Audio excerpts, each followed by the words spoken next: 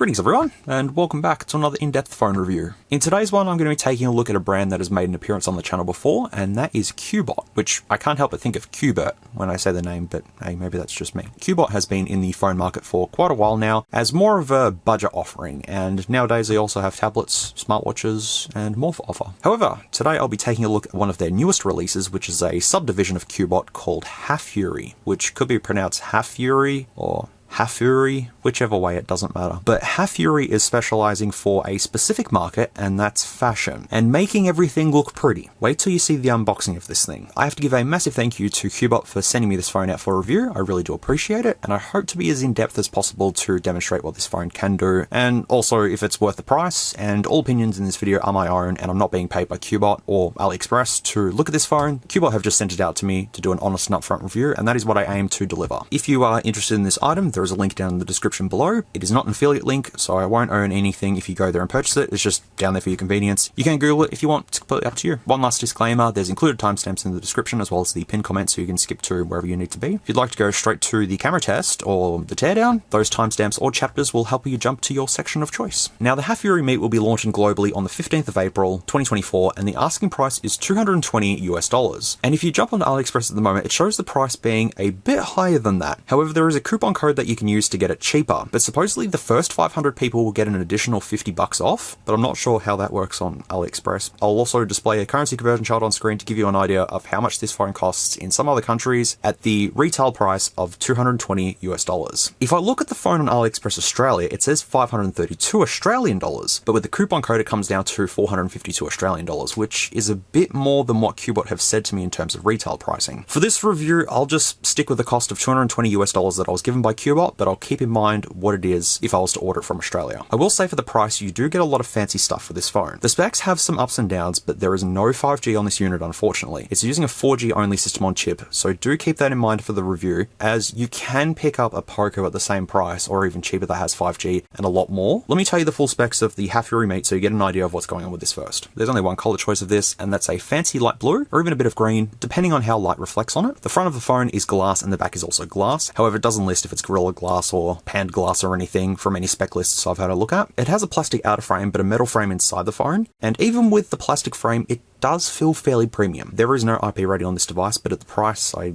guess that is to be expected. The dimensions of this device are 162.2 by 74 by 9.35 millimeters, and the weight of this is 211 grams. The system on chip is the MediaTek Helio G99 and is based on a 6nm manufacturing process. This is an octa-core processor with a turbo frequency of 2.2 GHz. The GPU in this is the Mali G57 MC2, and I have tested this system on chip before, and while it does perform well, it also is notorious for running a bit toasty if it doesn't have the proper cooling, so we'll have to see how it goes in this one. RAM is 12GB of LPDDR4X, however in the listings it does show it to be 24GB, which isn't quite true. It's 12GB of RAM on board, but you can have up to 12GB of additional virtual RAM for multitasking. I've shown this on other devices before, and I honestly don't see a difference. It all feels the same to me at the end of the day. It's just more marketing than anything, to be honest. Storage-wise, we have 256GB on board with no microSD card slot. Unfortunately, we don't have a microSD card slot on this, but 256GB should be more than enough for most folks. The display is a 6.67-inch 2400 by 1080 curved OLED display at 120Hz with 1500 nits max brightness. I haven't had an OLED on a more budget-friendly device in a while, so it's great to see it here, and there's also a screen protector pre-applied, which is a bonus. In the camera department, we have a quad camera setup on the back, which consists of a 100 megapixel main camera, a 16 megapixel ultra-wide camera, a 5 megapixel macro camera, and a 0.3 megapixel light sensor. None of the cameras have optical image stabilization or electronic image stabilization for that matter, as EIS is not even listed in the options for the camera. There's no 4K recording or 60 FPS options either. 2K resolution is as high as you can go with this. The ultra-wide, macro, and of course the light sensor don't offer any auto or manual focus. There's also a 1amp LED on the back, which will help during low light scenarios. The front camera is 32 megapixels with fixed focus that does 1080p video, but no electronic image stabilization. The front camera also only takes 24 megapixel shots in the camera options. It's definitely a 32 megapixel camera according to the specs. The battery is 5100 mAh, hours and is bundled with a 33-watt fast charger. We don't get any wireless charging capabilities, but we do have reverse charging support, which is great to see, especially with the capacity of the battery. The OS is Android 13, and Cubot hasn't put too much on top of it. It is pretty much stock for the most part. We do have Wi-Fi hotspot, Bluetooth 5.2, GPS, NFC, Type-C port runs at USB 2.0 with on-the-go support. There's no headphone jack on this, but you can use an adapter if you wanted to. Under-screen optical fingerprint sensor, which works fairly good for my testing. And sensors, we have proximity, accelerometer, magnetometer, gyroscope, and a light sensor. There's also only a single loudspeaker in this phone, and it would have been great to see stereo speakers, but I think I might be asking a bit too much there. Down to the networks, this should support most major networks around the world, but I'll display the band list on screen, and the band list is taken from Cubot's official website. There are plenty of 4G bands there. As I've mentioned earlier, there's no 5G on this due to the system on chip being only 4G capable, but at least there's dual SIM support, and both will run at 4G with VO LTE. If you do consider purchasing this, please make sure you check with your network providers to make sure your country supports the bands listed. I've tested this on Telstra and Optus and both work well. However, it did take a while for 4G to kick in initially. When I started swapping SIMs around, it kicked in straight away. And in the box, we get a whole heap of goodies, and some of them may or may not be useful to you. So we get the phone, user guides, a standard looking case. Then we have the fancy case that can also be used as a purse,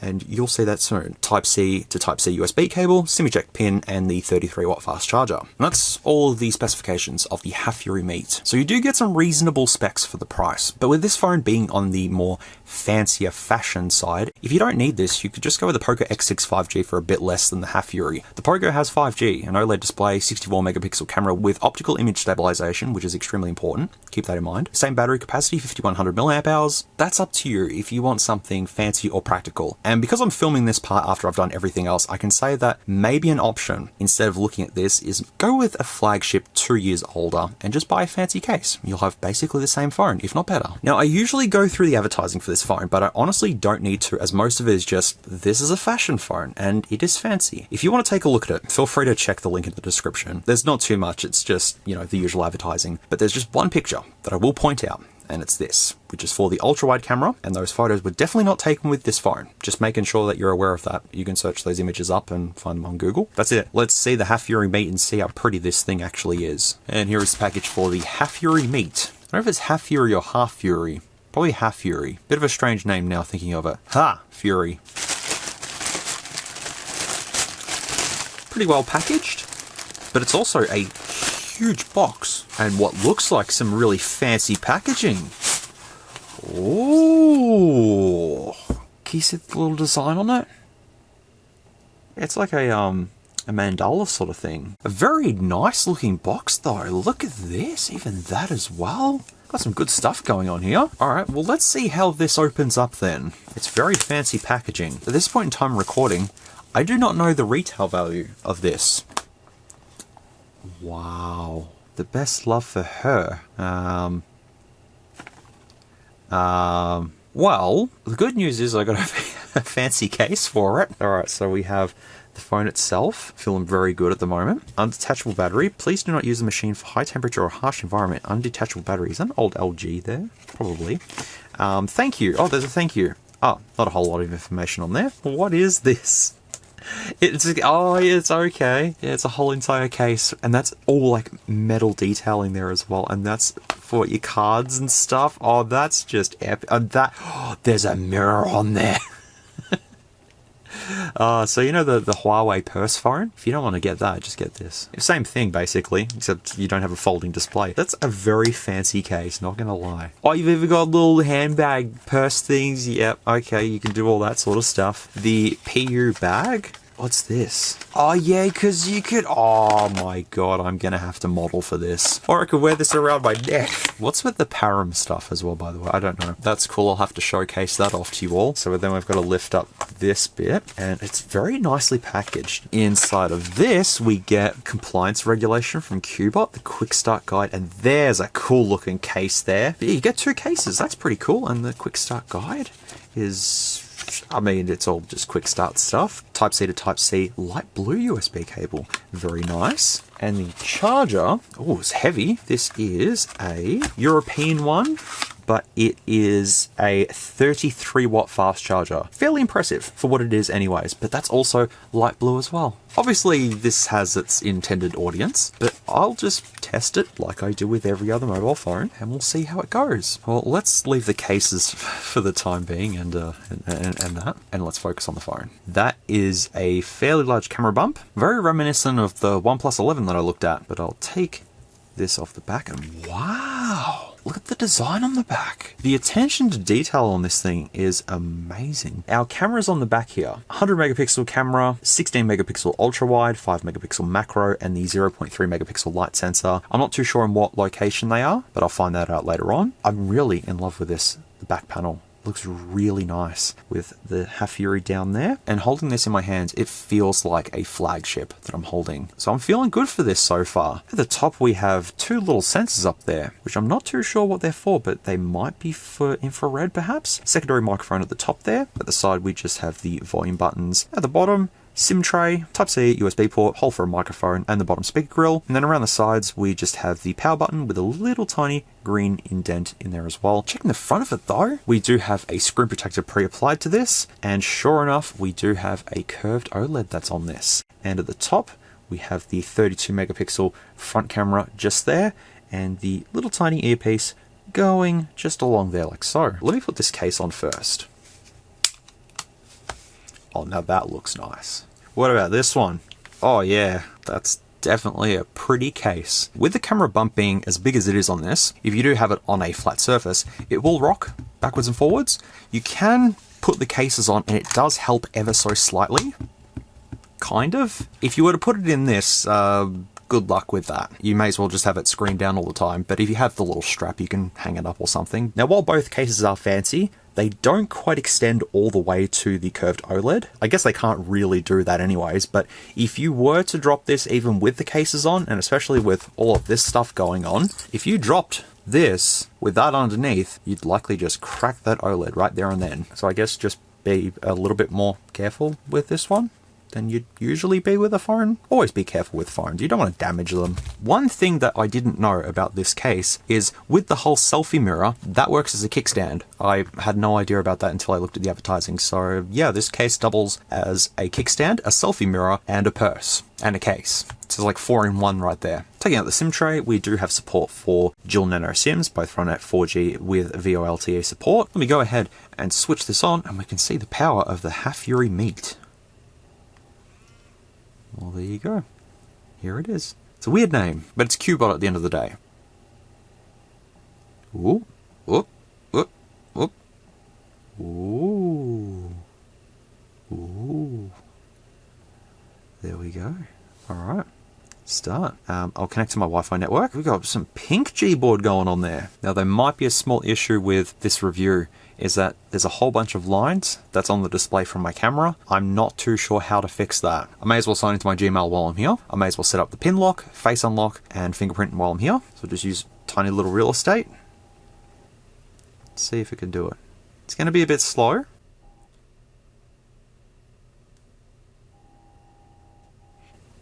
Alright, I'll do face unlock as well. Very fast. That display is excellent. Look at all the detail and the color as well. It's beautiful. Minimal bezels on this. Yeah, you've got the tiniest little chin there, but this is looking really, really good so far. And the 120 hertz on this, nice and smooth. Super, super smooth. Not that you'll be able to see on camera, but I can reassure you the 120 hertz is definitely there. And this is pretty much as stock as you're going to get. You've just got all the basic applications here, no bloatware, nothing, which is really good to see. Touching and holding on the main screen, do have wallpaper and style. We can change the wallpaper on device wallpapers. We've got a little love heart, sparkles, and pink square, rectangle, line, sparkly, looking nice. This looks like Huawei, slightly. Touching and holding as well, you get home settings. I've just done the launcher style to app drawer, so it makes it a little bit easier. There's also navigations as well, which I'm not a big fan of. They're getting better and better. I remember when navigation gestures first appeared on Android and it was horrible, but now they're getting better to use. Swapping down from the top, we do have all the usual shortcuts there. We'll test the torch real quick. I think there's 2 LEDs in there. From that, it's fairly bright. Scan QR code, AirPlay mode, dark theme as well, battery saver, NFC. So we'll have to test that soon. There we go, swiping up to the app drawer, there's all the apps there. So completely stock, which is great to see. I'll jump straight into settings. We'll go network and internet, which I'm already connected to my Wi-Fi, which is my 5 GHz network. Go to mobile network with VoLTE as well. Preferred networks, we'll do Telstra 4G. Let me just search for a network. And if it doesn't work, I may have to change to Vodafone perhaps, because it's very strange that 4G is not working on this. There we go, 4G has finally kicked in. So let me give this a quick call and see how this sounds. I wonder what the default ringtone will be. I don't know what it is on Android 13. Oh, it is Fluty Phone still. Okay. I'll splice in the call quality for the Hafury Meet and have a listen to it and see what you think. And this is the quality of the earpiece on the Cubot Hafury Meet. It sounds a little bit muffled, even though it's definitely on 4G VoLTE. The quality just doesn't seem as good as it should do.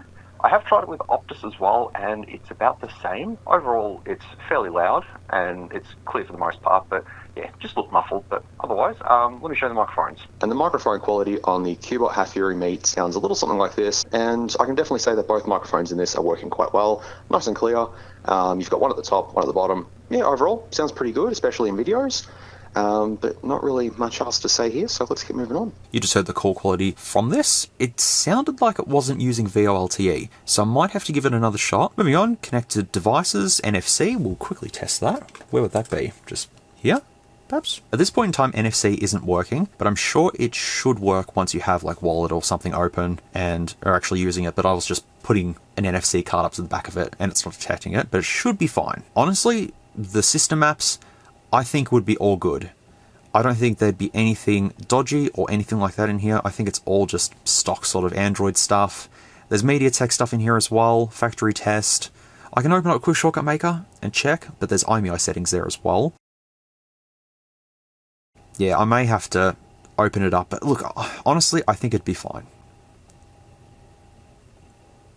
But everything's all lining up with this. One thing I want to test is Face Unlock real quick, which is really good, and Fingerprint, fairly fast, with the small little real estate I have, fairly good. System navigation, I'm going to change it to 3-button navigation, and I'll have it to this. Makes it a lot easier for me. Screen record settings, screenshot and gesture control. You can do some gestures to do some quick features if you want to. Battery, well, I'm going to be doing a battery test on this, so we'll splice in the results for the battery life on this, being a MediaTek Helio G99 in this. But with a 5000 mAh battery, we might be alright, but I reckon I'd see the same stuff that I've seen with the Unihertz Luna. Knowing that G99 does get quite warm as well, we'll have to see how the battery is. I'll provide more info for you now. Hi, it's SMOOREZ from the future. I'm here to tell you all about the battery life on this Hafury Meet. So I'll display some screenshots to the side of the phone. I had it just on standby for just over a week, and it dropped from 100% down to 70%, which is fantastic. So standby is great on this. However, when I started to use this phone, I noticed that the battery life was dropping quite fast. So during the camera test, you can see this little dip right here. It dropped about 18% when I went outside and done the camera test, which was a bit significant. But then the next dip, when it goes from 50% down to about 22%, was when I was installing Genshin Impact. And I just had it on the downloading screen, and yeah, it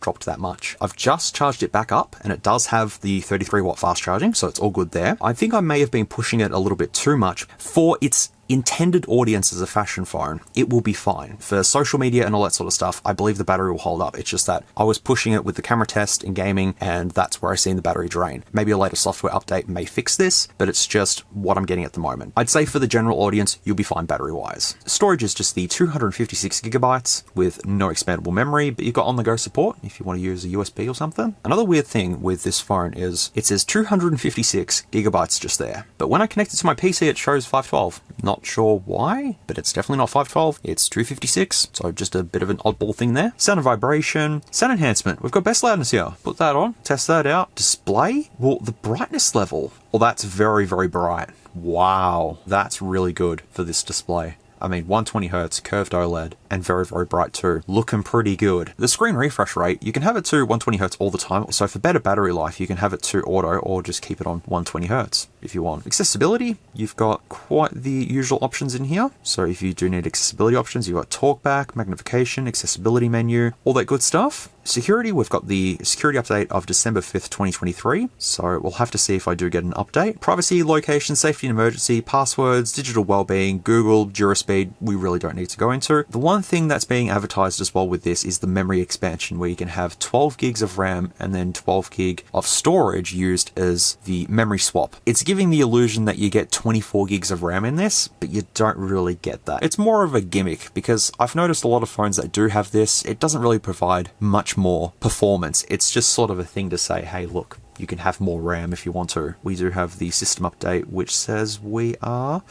up to date, but I will test this over time to see if I do get any more updates. In About Phone, we do have the Android version being 13. There we go. You can just see the different emojis, which is fun, and shows more contrast and colors of the display as well, which once again I have to praise the display. Looks amazing for what it is. And just down the bottom we've got the build number and run memory 12 gig and phone storage being the 256 gigabytes. But if I do the memory expansion and restart the phone, let's see if the run memory actually changes. Restarting the phone and coming back into settings, it does say 12 plus 12 gigabytes there. But what I can say is that this phone is super responsive. It's nice and speedy. The screen is nice. The build of this is nice. First impressions are good, but let's keep moving on. Assistant, calculator and calendar will leave, but I'll go straight into the camera. Let's jump into here. Autofocus. Just there. We do have a lot of options in here. Night mode, video, picture, beauty, high res, more, which we've got pro mode, portrait, GIF, GIF, whichever one, slow motion, time lapse, macro, and wide angle. Does wide angle actually work? Yep, wide angle's there. That's a wide angle lens. Macro's looking good, even though you can achieve the same effects with the main camera. Portrait mode is going to do bokeh effects, so I'll have to test that. Slow motion, I wonder what we can do with slow motion. Oh, oof. Ouch. Yeah, that's slow motion. I will go to pictures, go to the top, picture size, 25 megapixels, 12, 11, 5, and 5 in different aspect ratios as well. And you can do some customization options here if you wanted to. And we also have HDR as well. Doesn't look like any EIS though. And we don't have any optical image stabilization on this camera as well. Videos, we can do 2K resolution, 1080p, 720p, and 480p. We can't do 60 FPS, only 30 FPS. That's a bit disappointing. High res mode will obviously be the 100 megapixels. Wide angle is also 16 megapixels. Macro is 11 megapixels, which is a bit odd. We also have a 10 times digital zoom as well. Even though it does look really good when it does zoom in, it seems to just all be digital. And swapping to the front camera, this is just fixed focus, unfortunately. Can't do much about it, but I can do a 4 times digital zoom. We can do 24 megapixels. Wasn't it 32 megapixels? The front camera is supposed to be 32 megapixels, but I've got 24 megapixels here. Video on the front is 1080p, and that's as far as you can get. I can do a beauty mode on the front camera, and if I go to more options on the front camera, I can do portrait, GIF, and time lapse. So at this point in time, I'm going to go ahead and test this phone out for a couple of weeks, play around with it, see what I can do, and I'll come back, let you all know what's going on, show you the photos and videos, we'll talk about the camera quality, and we'll continue on with looking at the Hafury Meet.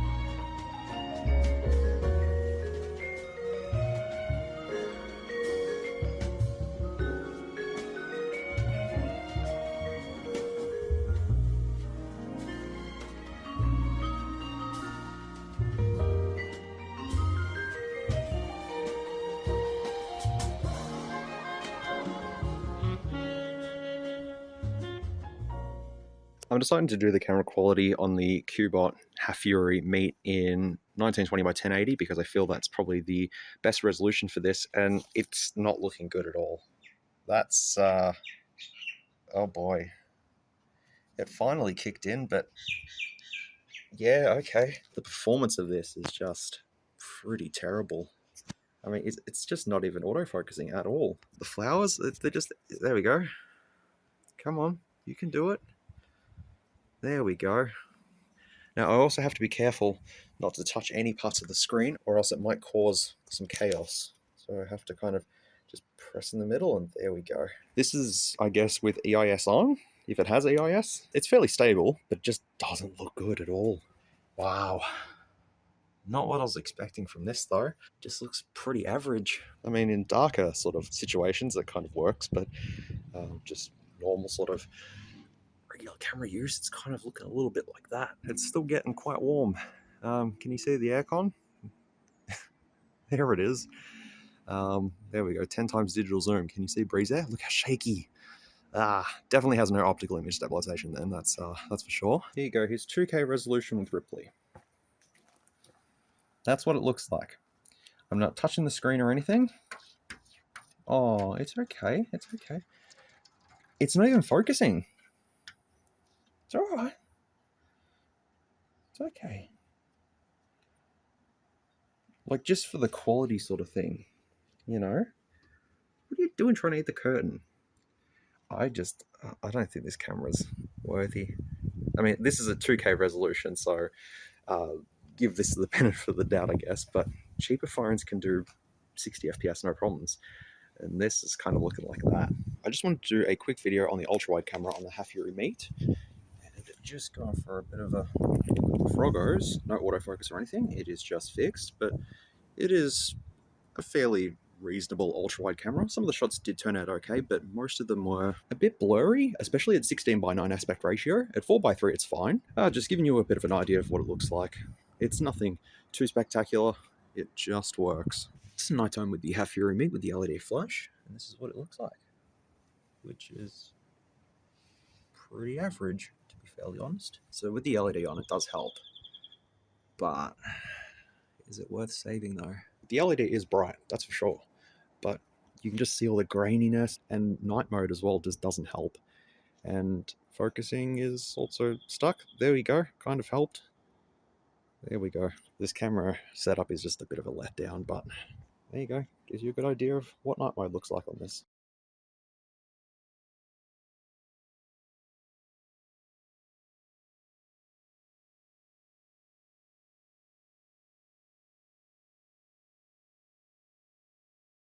I honestly don't have high hopes for this Cubot Hafury.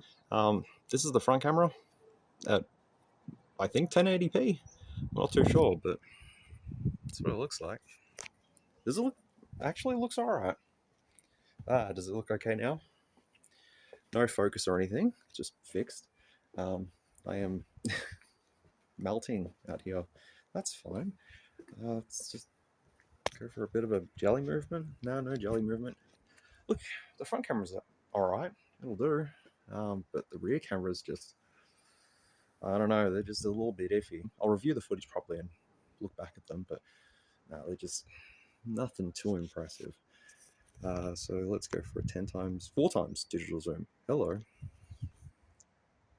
Yeah, okay. You've just seen all the photos and videos that I took with the Hafury Meet, and I'm gonna say it straight out and be as honest and upfront as I can. Overall, the cameras are pretty disappointing. Let me start off with the 100 megapixel thing. This is a 100 megapixel photo, and if I zoom in, there is detail, but it gets lost. It just doesn't feel like a 100 megapixel camera. The shots are in 100 megapixels, but the quality is just not what I was expecting. It just gets lost everywhere. I'll show both the 25 megapixel and 100 megapixel image on screen right now. Can you tell the difference between the two? Do you know which one's which? Well, the one on the left is 24 megapixels, the one on the right is 100 megapixels. And doing those high res shots takes a long time. So if I go to high res and I want to take a photo of something in nice detail, I press the shutter key and we wait. And you have to keep the phone as steady as possible. And with no EIS or optical image stabilization, the photos just turn out pretty terrible. One slight movement and the quality's lost. It's just very strange that it takes that long for a 100 megapixel shot. And most of the shots in 25 megapixels actually turned out quite reasonable. So these are acceptable. It's just when you put it to 100 megapixels, that quality just gets lost because you're expected to just hold it as steady as possible. One thing that bugged me during the camera test, if I was holding it like this and trying to take a photo, I'd accidentally bump the bottom navigation keys and I'd shut the camera off accidentally. It'd be much better if you had a case on it, but it's just something that I noticed that you may just accidentally do something like that. Also, did you notice in the camera test when I done night shots, night mode doesn't work on this. Doesn't do anything. Take a photo and it looks exactly the same as it would.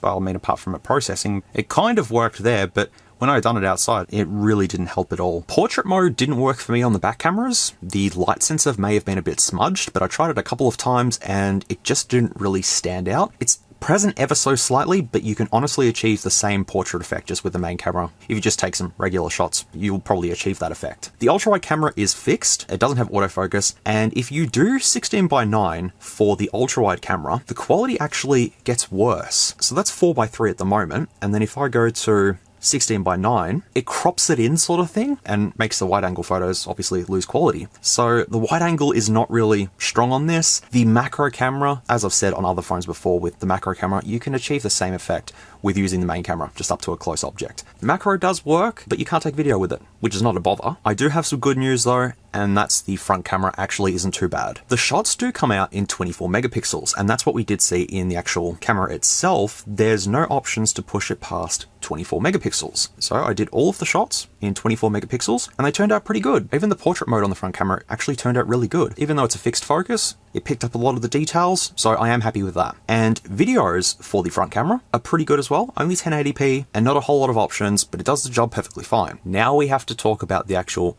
videos with the main cameras. Oh boy, that's the quality of 1080p. As I've probably already mentioned during the review, by now I'm having problems with the camera, but the performance of this is just pretty terrible. Yeah. It's like it's way too sharp and oversaturated. Like, just having a look at that, you can see the quality. And let me go to something a little bit better so you can get detail. But with no EIS or optical image stabilization, the minute you move it, that's it. That's what you get. In a lot of light, that's what happens. In low light, when you see Ripley walking around, that looked a lot better, but that was in 2K resolution. Most people will probably just record in 1080p anyways. I can't say anything good about the main camera with videos. Maybe it's the software on this that's not that good, but I just found it to be pretty lackluster. And ultra-wide video is fairly average as well. There's nothing too spectacular with these cameras. Yes, it says 100 megapixels. I just feel it falls very flat for what it offers anyways. If they put a decent 48 megapixel camera in this with optical image stabilization and a couple of software tweaks, you'd have a better experience out of this camera than what you have just here. One more thing with the camera as well is slow motion breaks this. I tried slow motion a couple of times and this is what happens. Does this, you start recording and it goes like that. Just can't really see anything what's going on. Stop recording. and you go back, and it's broken now. So if I go off there and go to more, nope, it's broken.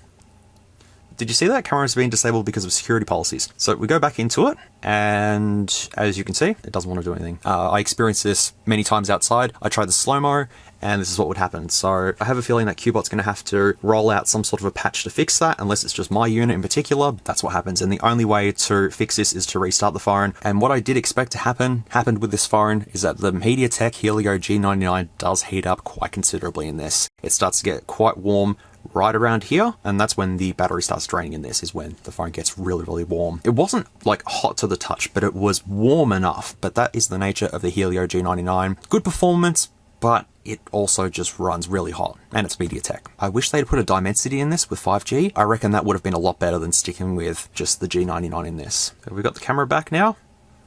Camera's back. Alright, that's everything that I need to talk about in regards to the camera quality. I think I've explained it all as best as I can. When I take this apart, I'll get a better look at the camera setup and see just how big the 100 megapixel camera is in this. But I think you've heard enough of the camera, so let's move on. I'll quickly do a browser test. Even though I've already done it, I can say that it's perfectly smooth. I was installing QuickShortcutMaker and other APKs from here, and I had no issues with it. With the 12 gigs of RAM in this and the processor, it is exceptionally smooth. However, I haven't tested social media on this, but I assume that would be fine, just infinitely scrolling Instagram or Facebook or whatever. I just don't know how the battery life will hold up during that. I think it'll be fine. Moving on, I've installed DeviceInfoHW, Genshin Impact, QuickShortcutMaker, and Geekbench, so I will test them very soon, but I just want to go through the default applications, which I don't have too many to test on here. Clock Contacts, Drive, File Manager, which is just the standard file manager, don't allow notifications, that's all good there. Find Device, Gmail, Google TV, Keep Notes, Maps. I did a quick GPS test with this out in the backyard. I just sort of walked around and it found my location perfectly fine.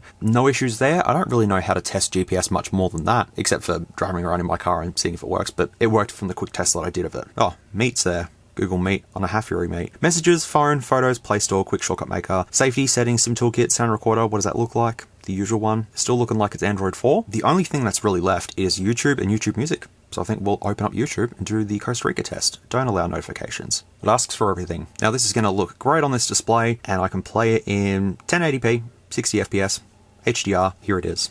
Costa Rica on this display. And there's only one speaker. Doesn't sound the best. Oh, wait, what? This is 1080p 60 FPS.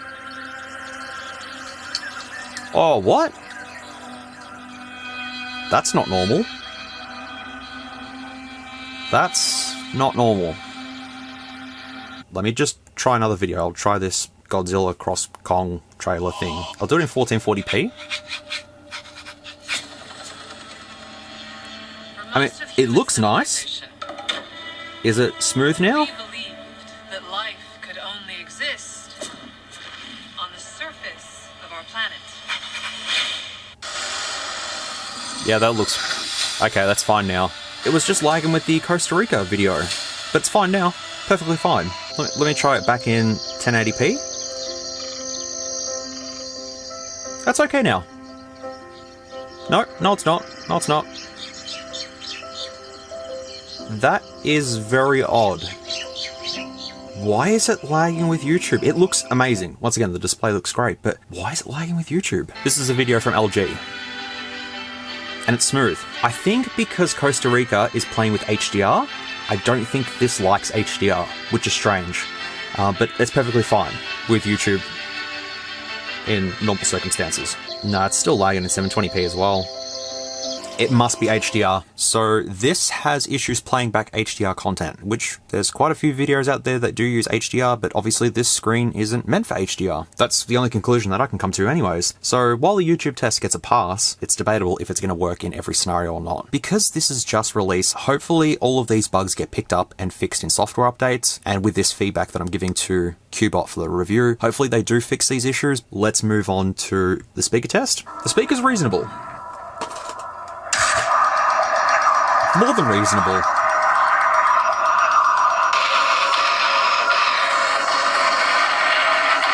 That's really good.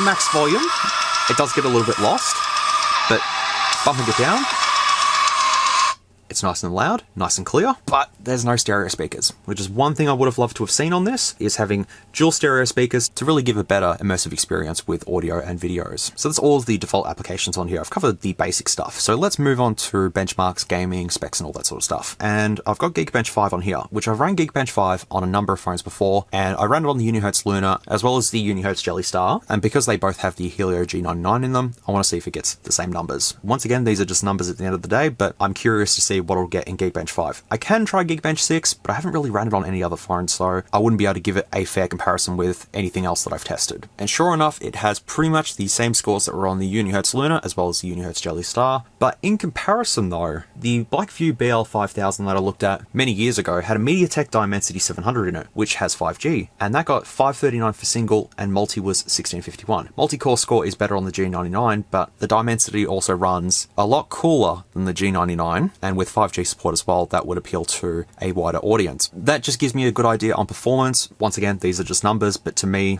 it all makes sense with what we have inside of this. So moving on, I think we should do gaming. It's a bit warm from Geekbench, but let's load up a game and see how we go. Here it is. And what settings it's at right now, I'm not too sure, but it's looking good and running nicely. Let me check settings to see what's on. Oh, it's on the lowest. Okay. Let's just put it on the highest. And that's what it's looking like at the highest settings. And honestly, it looks great and it's running pretty good. Some lag dips here and there, but this is all on the high settings. But if I go into an area where there's some combat, there'll probably be some lag spikes here and there, like it's loading the areas now and you can see it sort of just chopping away. Don't get me wrong, it's not bad. Are people going to be buying this for gaming, considering it's more of a fashion mobile? I'm not sure.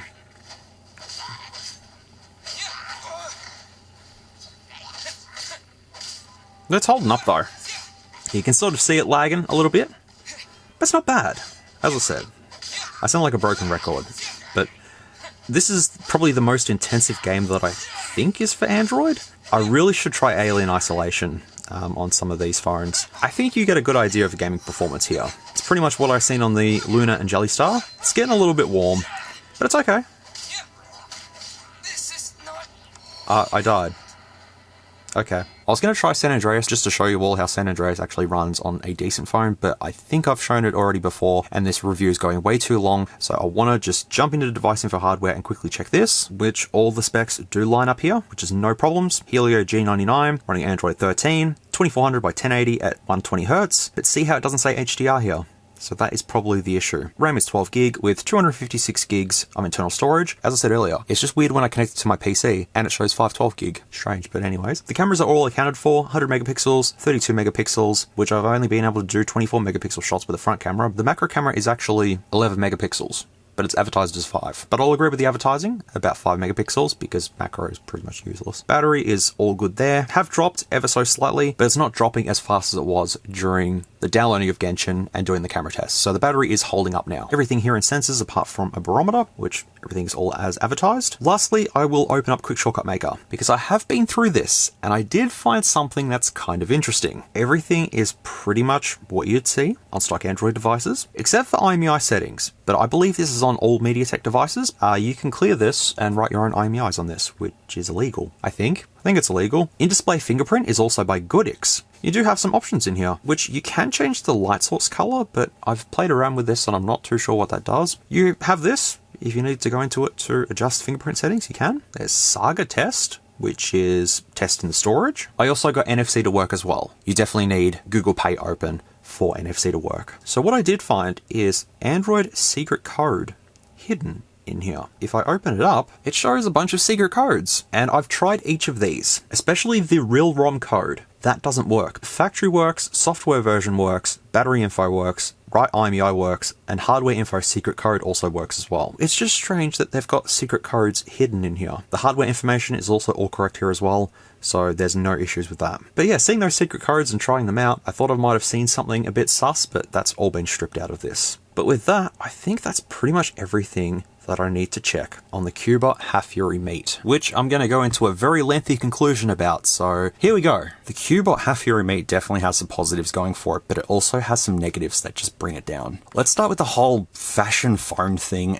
I'm just personally not into the whole fashion phone thing, and when Cubot originally emailed me, they showed me some concept photos for this, and I had no idea it was meant to be a fashion phone, which now that I see this, it immediately makes me think of the Huawei purse phone thing. This is basically that if it were like 80% cheaper and didn't have a folding display. If you strip away the fancy case, the unboxing experience, and the design on the back glass, it really is just another mid-range phone being offered. I'm still confused with the pricing, because it's different on AliExpress than what Cubot's told me, but Cubot guarantees it'll be $220 US, and while that is a fair enough price for this, I just feel that there are better offerings out there, such as the Poco X6 that I mentioned earlier, which for 8GB RAM and 256 gigs of storage for $229 US. Yes, it has Xiaomi skin on it and it's not stock, so we could argue there. Overall, it does have some advantages over the Meet, especially in the camera department. And another option I could recommend is a secondhand flagship from a few years back. The prices on those go down all the time. You could potentially find something for around $250 US that came out 2 years ago, and it would be much better than this, and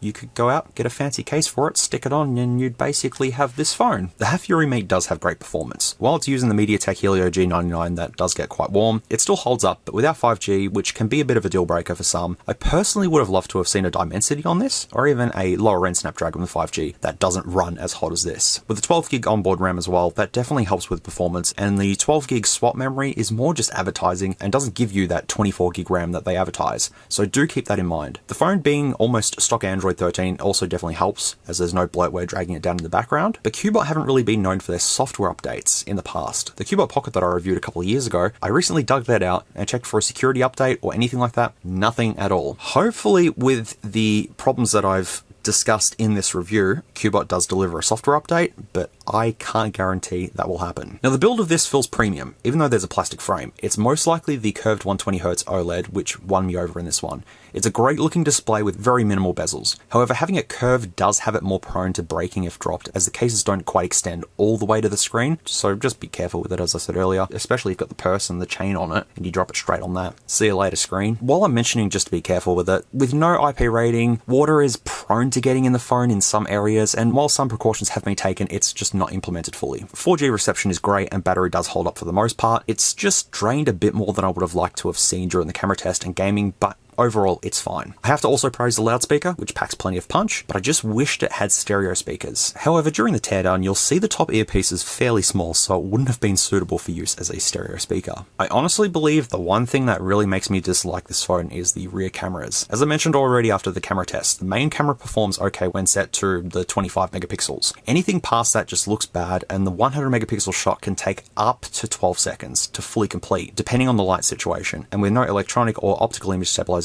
you have to keep it as still as possible to capture something in great detail. And even then you still lose the detail, and video with the main camera is just average at best. The ultra-wide has that weird cropping issue with aspect ratios, and the macro is pretty much useless, so I would have liked to have seen some better cameras put onto this. Something with optical image stabilization would have just helped out tremendously. You know, if it's going to be a fashion phone, then go that extra step and chuck one decent camera on it. But looking back on it, I can now also see why that main camera couldn't go up to 60 FPS or 4K with videos, and that's because it's a pretty cheap sensor that's in here. But I will praise the front camera. I'll stick with that being acceptable for what it is, although I'm still confused with the megapixel count. It's 32, but only does 24 megapixels. The launch of Cubot's sub-brand Hafury had potential, but with the extras to make it seem more fancy, it just makes the phone fall a bit flat, especially with some of the features on the phone that could have been slightly improved if the money wasn't put towards fancy packaging or fancy cases. Hopefully we see some software updates that could help this phone out a bit over time, but once again, I'm not expecting Cubot to come out with any patches for this. I reckon it'll just be left as is, but we'll see. You never know. Overall, for the price though, it just doesn't stand out on its own. In an oversaturated market, it's really just a mid-range phone that looks fancy but lacks any fancy features, apart from the OLED panel. I mean, I do like the OLED panel, that's nice. That's my conclusion of this. I'm just being as absolutely honest as I can with this. There's some things that I do like with this, but I think it's time that we tear this thing apart and check the innards of this, because I'm really interested to see the cameras, the battery, and cooling as well. Now, a way to see if the phones are using good adhesive is just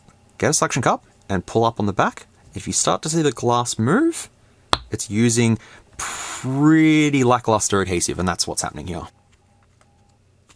Yeah, there you go.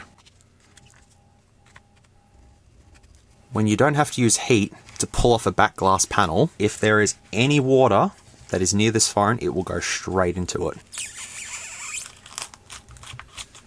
I wonder what a clear version of this would look like. That'd be interesting to see. Well, the back glass panel is all in one piece, which is good, so I can reapply that. It'll still all look factory. But what's going on with this? So there's actually only one LED in this. I thought there was two, but there's just one. It's a bright LED. The NFC is located right here instead of up the top. I mean, they don't really have a lot of room here, so they've put it near the battery. So I'll lift off the bottom plastics first, and the speaker is soldered directly to the daughter board. We do have the foam balls inside of there to make the speaker sound bigger than it is, which definitely worked. I'm happy with the speaker quality on this. There's also a bit of a rubber gasket around the Type-C port, and there is some waterproofing mesh over the speaker as well. So if water does get in, there are some measures that have been taken to keep water out, but I think it'll still leak in from the weak adhesive that's on this. Let me lift off the NFC and get a good look at the battery, which is the 5100 mAh battery, and there's some pull tabs on there as well, which will make that easier to lift out. But I want to take the top plastic off and get a better look at what's under here. I also want to take a look at the top sensors, which I don't know what they are. They might just be the light sensors, but it would be really strange if they were the light sensors, because it would be better if they're at the front of the phone. But all right, so lifting off the plastics, we have the LED flash built into the plastic. The NFC is also built into it. The vibration motor, which is a coin style one, is also integrated into it as well. But the light sensor, which is just that little tiny camera there, that is the macro camera, which actually is surprisingly fairly big, but it's 11 megapixels, which is super strange, but it is what it is. Okay. I just used some pliers to pull the lens off the light sensor because I just wanted to see if they had actually implemented one, and they have, which is good. But I'll pretend I didn't do that. Well, I kind of have broken the plastics, so there's no going back with that one. But it should still work. I don't think it'll complain too much. Got this piece of plastic that's surrounding the chips at the top. I've stolen a camera lens from an old iPhone. Look how big the sensor is on that. I'll just use this to place back over there. Just replaced it. It's close enough. No one will notice. All right, let's try and take this battery out then. Should be fairly easy to lift out. Not a whole lot holding that down. That is definitely the 5100 mAh battery. Disconnected one signal wire. Then we've got the bottom flex assembly as well as the display, and probably the underscreen fingerprint sensor. Oh, I didn't see that. I've completely forgot about the optical sensor at the bottom here, which is glued down into place. That right there is a tiny little optical fingerprint sensor, which has worked fairly well during the review. There's two screws that hold down the motherboard, so take them both off, and I think the whole motherboard should just lift out now. There we go. So we do have some bubble gum inside of here.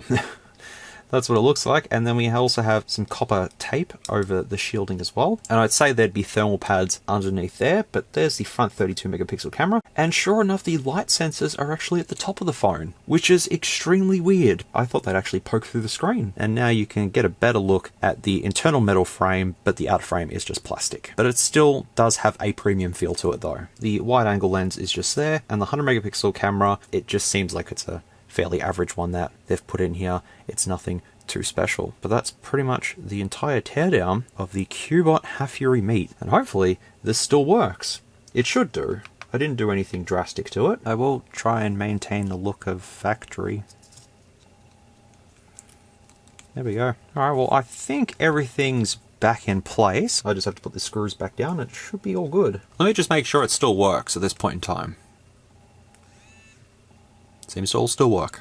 I didn't destroy it. It lives on. As I said during the conclusion of this phone does have some positives, but it does have a lot of negatives. And I hope I was able to showcase everything that this device has to offer in this really, really long review. But we're almost at the end, looking at the new Cubot Hafury Meet. If you've made it to the end of this video, thank you so much for sticking around for this one. I really do appreciate it. I know that this was a sample review. When Cubot offered it to me last year, I thought it'd be something really interesting to take a look at, especially with the OLED panel that was on it. I wasn't expecting too much out of this, but at least I know that it's a fancy fashion phone, because when I first agreed to it, I didn't know it was a fashion phone. I thought it was just another run-of-the-mill phone, but there you go. But if you've made it to the end of this video, thank you so much for watching. I really do appreciate it, but if you've had to use the timestamps to skip along, that is completely understandable. That's why they're there. For a very long review like this, I don't expect everybody to stick around for all of the different segments that are in this. So if you're here for the teardown, skip to that, or camera test, skip to that. A massive thank you to Cubot for sending this phone out to me for review. I really do appreciate it, and I've been as honest as I can in this review. Cubot did not pay me to look at this phone. They just sent it out to me for review to give my honest look at, and that is what I've done. But thank you, Cubot, for your understanding, and I do hope that some of the issues that are with this phone can be fixed with some software updates, if any are going to be rolled out. But that does it for another in-depth phone review. If I've missed something, or you need to ask a question about this phone, feel free to let me know down in the comments below, and I'm more than happy to try and help out in the best way I can. But I don't think I need to ramble too much more about this. I think the review says everything that I need to say, and let me know what you thought of this one down in the comments below. It'll be interesting to hear what you folks think of this one. As always, please take care, stay safe, be good people, and I'll see you all in the next one, which I do have another Cubot phone to look at. It's another Hafury, but it's got a little gimmick. I won't spoil it for you. You'll all see that sometime soon. Until the next one, keep being awesome, and I'll see you all very, very soon. Bye for now. If you like this content, feel free to leave a like or a dislike if you didn't. Thanks heaps for watching, and I'll catch you all in the next video.